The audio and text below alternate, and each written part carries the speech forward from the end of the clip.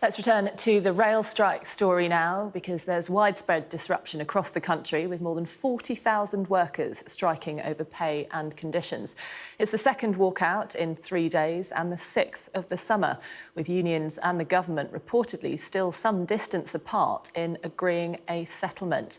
Well, joining me live from London Euston is the General Secretary of the RMT union, Mick Lynch. Thank you very much for joining us this morning, Mr Lynch.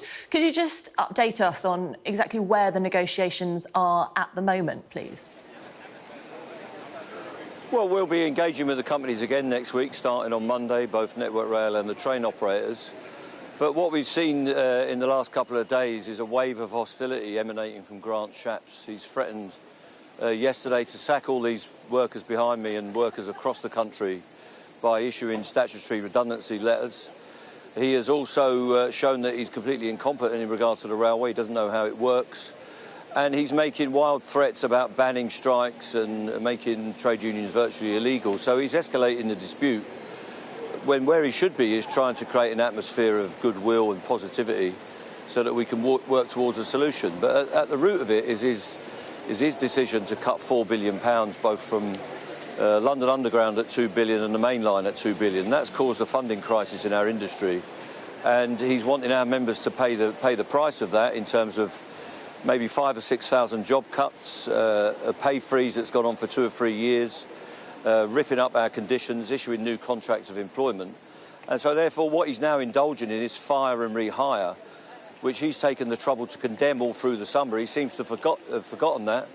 He's also forgotten that about 6 or 8 weeks ago he said that he's going to ban overtime on the railway, and some people have stopped working overtime, and therefore the railway's ground to a halt in some areas. So it's a ridiculous and contradictory situation where he wants to get rid of thousands of workers and at the same time demand that they work overtime, but on other occasions demand that they don't.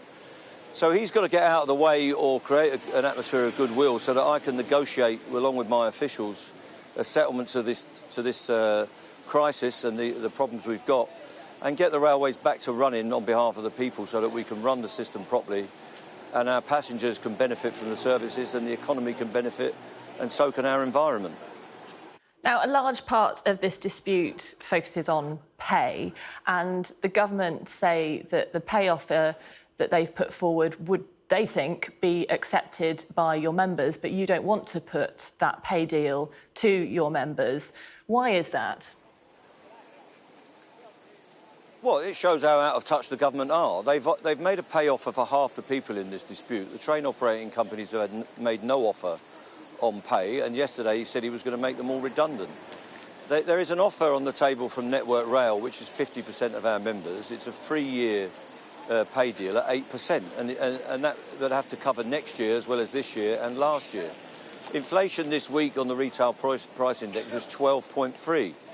So if we accepted that pay offer, we would be getting about a quarter of next year's inflation, which is likely to be 15 or 16%.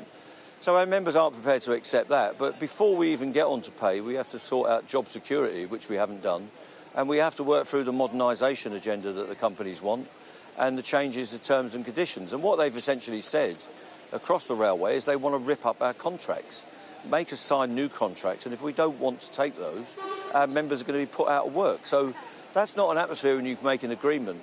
I had a meeting on Wednesday night with 14,000 RMT members attending it online, and nobody put forward the idea that we should accept what's on the table. We don't need a referendum.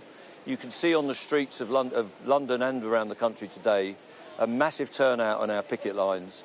All of our members are rallying to the call that this strike will go on until we get a settlement. We don't need a referendum to know where our members stand. Could you explain to us what would be a fair deal in your eyes?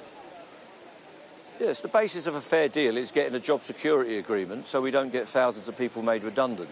We move on from there to work out the conditions of service and the modernisation agenda. We have to get guarantees about the pension scheme, which they want to rip up. They want to dilute our benefits in retirement and increase the contributions. And then when we've done that, we can move on to a pay package that has to address the cost of living crisis and the fact that we've not had a pay rise for the last 2 or 3 years. So it's a package deal that we're trying to negotiate. And when we've addressed all the subjects in that, not just pay, which Grant Shapps seems to be obsessed with, he seems to have forgotten the threats he's made to our people, we can get to a solution that will be a package deal that covers all the aspects in the dispute. And I wanted to ask you, looking at a website, read.com, it says the average train driver salary in the UK is £48,500 a year. What do you say to people who say that the salaries are already high enough and pay shouldn't be an issue at this time when everybody is struggling? Well, standing behind me now, there's not a train driver on this picket line. There are catering workers, there are train managers, there are station workers and all sorts of people that go in to run the railway. Their salaries are typically about £25,000 to £30,000 a year. They work around the clock, 363 days a year, running our railway in all weathers and all times of the day and night. They have not had a pay rise for 2 or 3 years, most of them. They're on nothing like 45,000 or any of the figures that Grant Shapps and you journalists quote night and day. They're on very modest pay and they need a pay rise. But of course they won't get a pay rise unless they've got a job.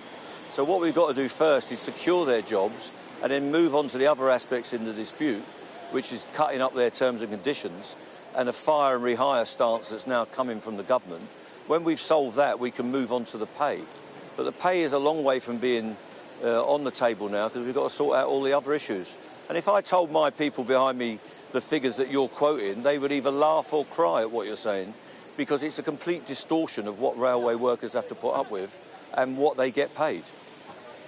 Well, we've got you. I just wanted to ask you about some comments you've made about the Ukraine situation and Russia's invasion. I read that you said that the EU has provoked trouble in Ukraine and it's wrong to purely blame Russia for the invasion. Do you stand by those comments? Why do you believe that? I don't believe that, and that's a partial quote from a very long conversation. What I believe is that there's no justification for Russia's invasion of the Ukraine. There is nothing that could warrant such an aggressive and murderous act. The Ukrainian people have the right to live in the sovereign nation under their own constitution, making their own laws in a democratic process. And what the Russians need to do now is cease their aggression, cease fire and withdraw from all areas of the Ukrainian sovereign territory immediately. And if they do that, there can be some peace in that region. What you said is a distortion of my beliefs. Russia has no right to be in the Ukraine and they should get out straight away. And did you say that the EU has provoked trouble in Ukraine? What I said was that there was quite a long run-up to this issue. But what I've also said on the record numerous times in public statements and written statements that Russia is completely unjustified and their war of aggression on the Ukrainian people is an outrage and it's probably illegal, and the leaders of the Russian regime, including Putin, should be called to account for it. Mick Lynch, General Secretary of the RMT Union, thank you very much for joining us this morning on Sky News.